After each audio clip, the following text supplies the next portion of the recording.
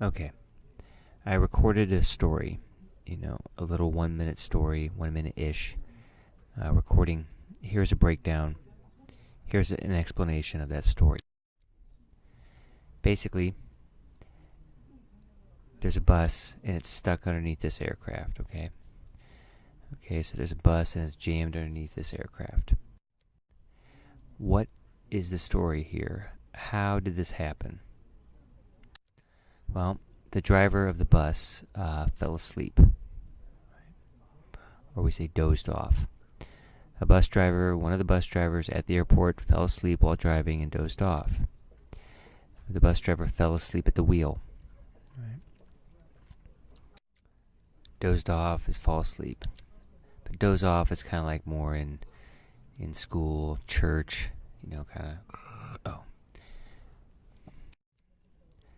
Why did the bus driver fall asleep at the wheel while driving?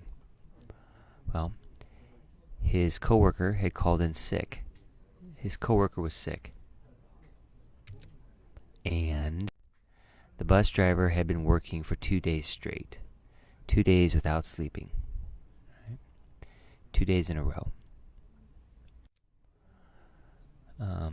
Also,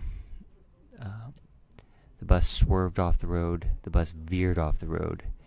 Veered off is a very common word. The aircraft veered off the runway. Swerve, like this. American high school students know these words. Veer off course is also used this way. When you're talking about driving, this is a common expression. Okay, here again.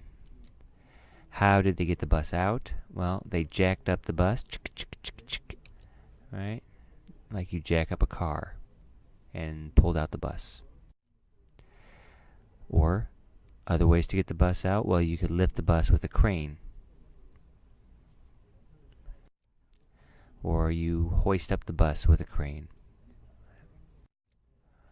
By the way, jacking up like this is also used for prices. That store is always jacking up prices.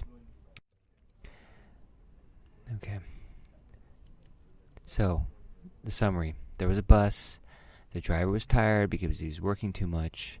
The bus driver fell asleep and the bus got jammed up under the aircraft. They pulled out the bus. They got the bus unstuck by lifting it up or raising it up with a jack, raising it up with a crane, and removing it. Also, please explain the words swerve and veer. Bonus points if you can describe the difference. What is the difference between say and tell? Right?